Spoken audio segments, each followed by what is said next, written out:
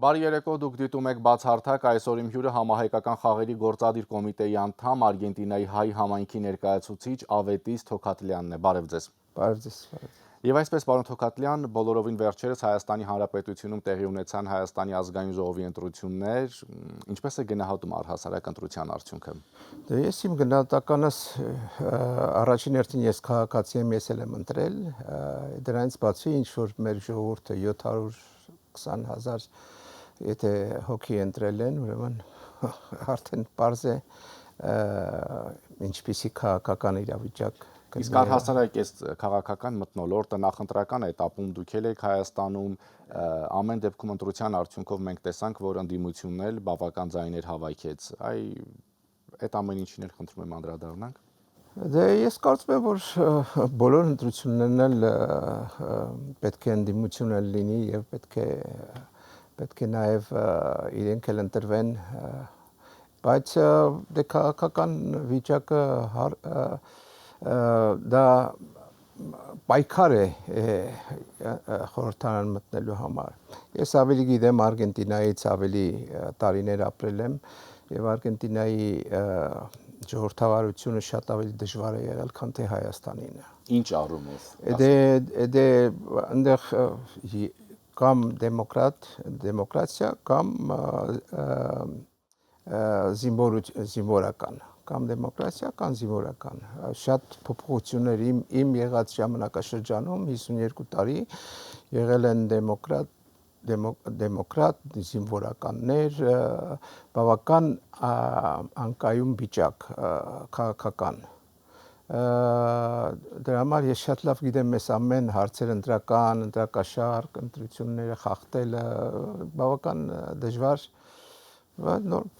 Արգենտինայում էլ են ընտրակաշարք բաժանել ժամանակ, թե հիմա էլ կա ընտրակաշարք։ Իհարկե։ Կա հիմա։ Իհարկե կա, իհարկե կա։ Այդ կոռուպցիոն այդ Արգենտինայում ավելի վատ քան Հայաստանում երևի կարծում եմ, բայց մենք ավելի զգում ենք Հայաստանինը մեր մաշկի վրա այդ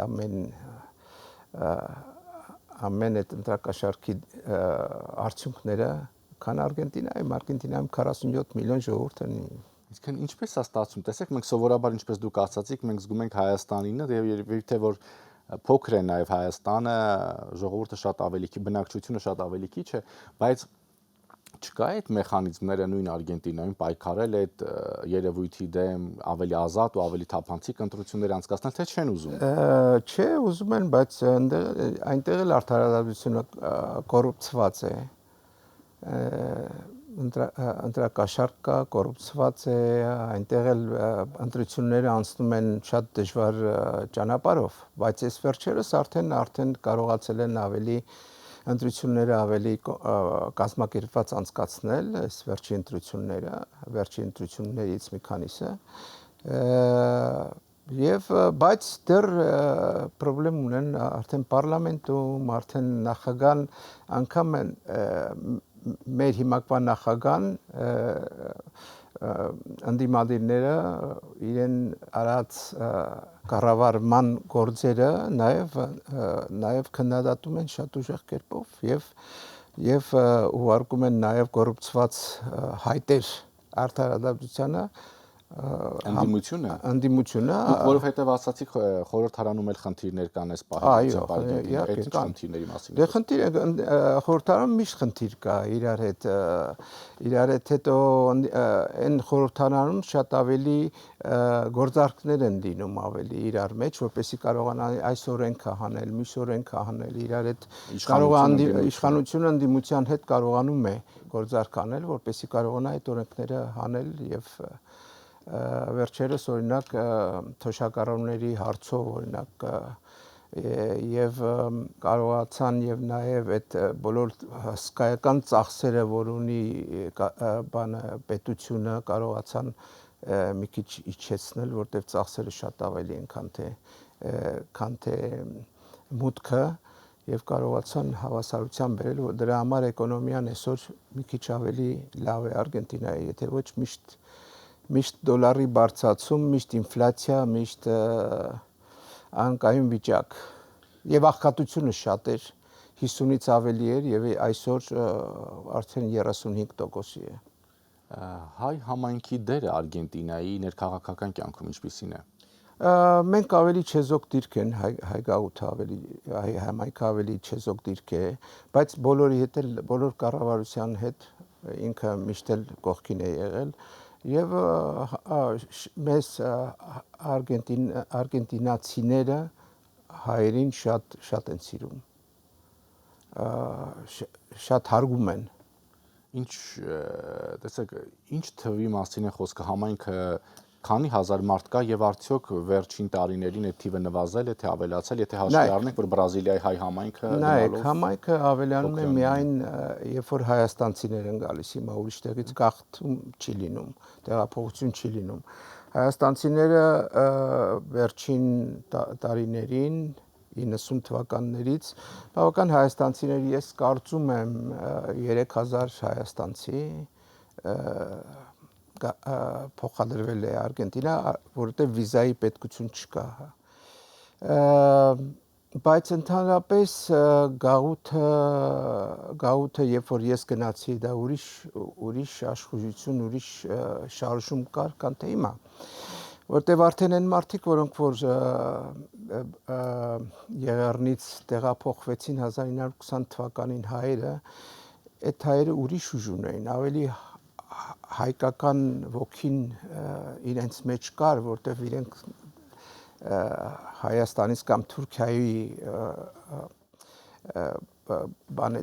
քաղաքներից գաղթած հայեր էին եւ իրենք կարողացան ստեղծել մի համայնք, որտեղ որ ստեղծեցին շատ կարևոր հաստատություններ, օրինակ HBO-ն, բարեգործականը, դաշնակցականները, ռամկավարները, հետո կա Հաջնդուն, կարողացան նաև Մարաշտուն, գործում են այդ բոլոր կառույցները։ Այդ բոլոր կառույցները գործում են, այո։ Բայց ամեն դեպքում համայնքը ել են ակտիվությունը ունի, որը տարիներ առաջ էր։ Ունենք 6 դպրոցներ, 6 հատ եկեղեցի։ Նորմալ գործում են։ Այո, ունենք մի հատ փողոց, որը կոչվում է Կաժի Արմենիա հայկական փողոց, որտեղ կա բարեգործականը, որտեղ կա դաշնակցականը, դրա դիմացը կա եկեղեցին, հայ կենտրոնը։ Պարոն Թոքատլյան, տեսեք, նույն նաև Բրազիլիայում կան դպրոցներ, եկեղեցի հայկական, բայց այդուամենայնիվ հաճախում է կամ 1, 2, 3 աշակերտ կամ առհասարակ չի հաճախում, որովհետև տարիներ առաջ ասում են 20-30 աշակերտ է եղել, նվազել է համայնքի։ Այո, դա պարզ է, որ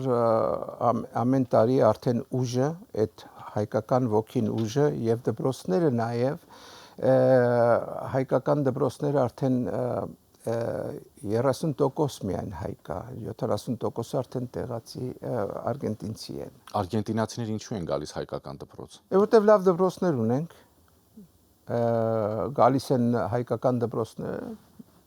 Եվ սովորում են հայերեն այդտեղ։ Եվ սովորում են հայերեն, կամ իրենք իսպաներեն բաժինն են անցնում, բայց հայկականը չեն անցնում։ Մեր մոտ օրինակի համար 5 ժամ լինում է իսպաներեն լեզուն եւ հետո հայկական բաժինը։ Իրանք կարող են գան դպրոց, նորմալ դպրոց որևէ արգենտինյան, բայց անցկացնեն 5 ժամը եւ հայկականը չմասնակցեն, բայց շատերը մասնակցում են հայկական նաեւ դպրոցների մշակույթին, հայերեն սովորելը, նաեւ կան արգենտինցիներ, որ հավանում են այդ դպրոցները։ Եվ այդ դպրոցները լավ դպրոցներ են, որտեղ ունեն բարեգործական ունի լողավազան, ունի զալ, ֆուտբոլի, բասկետբոլի, այնպիսի հարմարություններ կա, որ արգենտինցիներն են քաշում դա։ Ես հիշում եմ, որ մի քանի տարի առաջ, երբ Հայաստան եկավ արգենտինացի դերասանուհի Նատալիա Օրեյրոն, ասաց, որ դա արգենտինացի չի, Նատալիա Օրեյրոն, ինքը ուրուգվայցի է։ Բայց Արգենտին եւ ասաց, որ ես Արգենտինայում շատ հայ ընկերներ ունեմ, շատ իհարկե ունի։ Հայկական ռեստորաններ եմ գնացել, չգիտեմ, հայերի հետ շատ ջերմ շփումներ ունեմ, ամեն դեպքում համարվում է Արգենտինայի կինո աստղ, ծնվել է Ուրուգվայում, այո, բավական ժամանակ ինքը, բայց ամեն դեպքում, այսինքն ստացվում է, որ հայերը սերտ համագործակցում են հենց տեղի տարբեր կառույցների հետ Արգենտինայում։ Անպայման։ Տեղի կառույցների հետ հայերը շատ համագործակցություն են անում, այո։ Եվ հիմա հարցը հետևյալն է, տեսեք, մենք տեսանք, թե ընդամենը ամիսներ առաջ ինչ տեղի ունեցավ Վենեսուելայում։ Այո։ Եվ առհասարակ ինչպես է այս պահի դրությամբ այդ տարածաշրջանում երկրների վիճակը Վենեսուելայում տեղի ունեցած դեպքերից հետո արդյոք այդ համագործակցությունը երկրների միջև թե Չէ, Արգենտինան բոլոր երկրների հետ համագործակցություն ունի։ Համենայն դեպս այս նոր կառավարությունը շատ ավելի պրո-ամերիկյան է, քան թե լատինո-ամերիկյան կամ ձախակողմյան։ Շատ ավելի աջ կողմյան է սա, ուրեմն ավելի համագործակցում է Ամերիկայի Միացյալ Նահանգների հետ, համագործակցություն ունի։ Եվ շատ վաղ կար, որ ընտրությունների ժամանակ կարող է նորից գնանք դեպի Վենեսուելա, որտեղ առաջվա կառավարությունները Վենեսուելայի եւ Կուբայի ձախակողմյան էին շատ բավական։ Բայց հիմա փոխվեց, այս նոր կառավարությունը արդեն լրիվ աչակողմյան է։ Տեսեք, դուք ասացիք, որ հայ համայնքի թիվը գնալով նվազում է, այդ երևույթը նաև Բրազիլիայում էլ կա, բայց ես այստեղ մի բան եմ ուզում ձեզ ասել, օրինակ մենք տեսանք, թե ինչ տեղի ունեցավ Սիրիայում, երբ շատ սիրիահայեր հարկադրված տեղահանվեցին։ Ինչու չի իրականացվում ինչ-որ ծրագիր նույն Արգենտինայի հայ համայնքի կողմից, նրանք ովքեր շատ ավելի բարեկեցիկ վիճակում են ապրում կամ արգենտինահայ մեծահարուստների կողմից, այդ մարդկանց տեղափոխումը Արգենտինա, նույն հենց Արգենտինա, որտեղ կարող են բնականաբար իրենք էլ հիմնել իրենց բիզնեսը կամ ինտեգրվել Արգենտինայի հայ համայնքի կյանքին, այսինքն այդպիսով դուք եւ հայ համայնքի թիվն եք ավելացնում եւ այդ մարդկանց եք օգնում ինչ որ առումով նաեւ դուրս գալ Սիրիայից։ Հայերը, Սիրիայի հայերը, հայ համայնքը կարող են գնալ Արգենտինա, եթե իրենք ցանկանում են, ուղղակի չեն ցանկանում, երևի վիճակը, Արգենտինայի Ես նկատում եմ նաեւ աջակցել ինչ որ ծրագրերով հենց այդպիսի դժվար կացության մեջ աջակցություն միշտ կա։ Միշտ հարուստները աջակցում են, ցանկացողներին օգնում են, այո։ Եվ հաստատությունները, եւ անհատական մարդիկ։ Առհասարակ, եթե որևէ հայ է գալիս, այդտեղ աջակցություն ստանում է, անպայման։ Եկեղեցին են գնում։ Ինչ աջակցության մասին է խոսքը։ Օգնություն, օգնել իրենց տան հարցերով, եթե օգնեն այդ գարանտիաների հարցերով, բաներով օգնել օգնում են հայերը։ Արգենտինա հայերը դե մեծամասնությունը զբաղվում են տեքստիլի բիզնեսի մեջ, կան կոշիկի բիզնեսի մեջ, կոշիկ արտադրող, կան նաև ոսկերչական հրապարակ, որտեղ որ մեծամասնությունը հայ են։ Ունեցել ենք նաև մինիստր արտարադատության Լեոն Ասլանյան, միջև այդտեղ հասել ենք, դրանից բարձր դեռ չունենք։ Ունենք մեր դեսպանությունը, իհարկե շատ հոյակապ դեսպանություն, որը նվիրել է Սեֆերյանը, այդ շենքը իհարկե մեր հայ գաղութին, Հայաստանին նվիրատվություն էր այդ գեղեցիկ շենքը։ Այսօր ունենք լավ դեսպան Հովհաննես Վիրաբյան, որը որ ես շատ եմ հավանում ինքը որպես դեսպան եւ իրեն մոտիկ ընկեր եմ նաեւ։ Համահայկական խաղերի գործադիր կոմիտեի անդամ եք։ Այո։ Առհասարակ ինչ կարևոր, այսպես ասած, մարզական, ինչու ոչ նաև մշակութային ինչ միջոցառումներ են կազմակերպվում համայնքում։ Համայնքում չէ որ մերը սպորտային է, մենք շատ մշակութային կողմը չենք գնում, մեր համար շատ դժվար է։ Բայց ընդհանրապես համայնքը ակտիվ է թե չէ։ Համայնքը շատ ակտիվ է, որտեղ մենք ամեն անգամ, երբ որ համայնքական խաղերի տարին գալիս է կամ մի տարի առաջ, մեր աշխատանքը ամերօրյա է, որտեղ մենք երիտասարդների հետ ենք աշխատում եւ իրենց տրամադրությունը, որ պետք է գան Հայաստան եւ մասնակցեն համայնքական աշխարհի խաղերին, դա մեծ ոգևորություն է առաջանում իրենց մեջ։ Մենք աշխատում ենք մոտապես մենք Արգենտինայից այդքան հեռավորության վրա կարողանում ենք ամեն անգամ բերել 100-ից ավելի սպորտսմեններ, հայ սպորտսմեններ։ Մեր սպորտի տեսակները անցնում են 7-8 տեսակի. ֆուտբոլ, ֆուտսալ, բասկետբոլ, վոլեյբոլ, տենիս, մեծ տենիս, փոքր տենիս, շախմատ։ Իսկ մշակութային առումով ինչպիսի ակտիվություն կա համայնքում։ Համայնքում շատ կան պարային խմբեր, նայրին, կայանեն։ Հայաստանից եկած ինչ որ հետաքրքիր Հայաստանից գալիս են, մեկ գալիս են մշակութային, օրինակ Արմենը եկավ, Արմեն Արաբյանը եկավ այդ կամերայինի իրեն խորով, քանի անգամ, Արմենը գալիս է Արգենտինա դեռ 1990 թվականին։ Ես երբ որ Հայաստանից փոխադրվեցի Արգենտինայի 74-ին, մինչև 90 թիվը Արմենի հետ կապ չունեի։ եւ ինքը կարողացավ իմ հետ կապ պաշտպանել եւ հետո ես իրեն հետ միասին առաջի անգամ վերադարձա Հայաստան 17 տարի հետո։ Այսինքն ամեն դեպքում այնտեղ որակյալ երաժշտություն է մատուցվում, եթե ոչ միայն հայերին, այլ առհասարակ արգենտինացիներին Հայաստանից եկած որակյալ խմբեր են, անհատներ։ Այո, իհարկե, այո,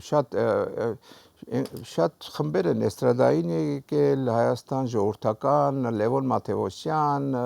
այն ժամանակները, մեր ժամանակները բավական Ռուբեն Մաթեոսյան, հա։ Եվ այսպեսի մի հարցել ու ամփոփենք,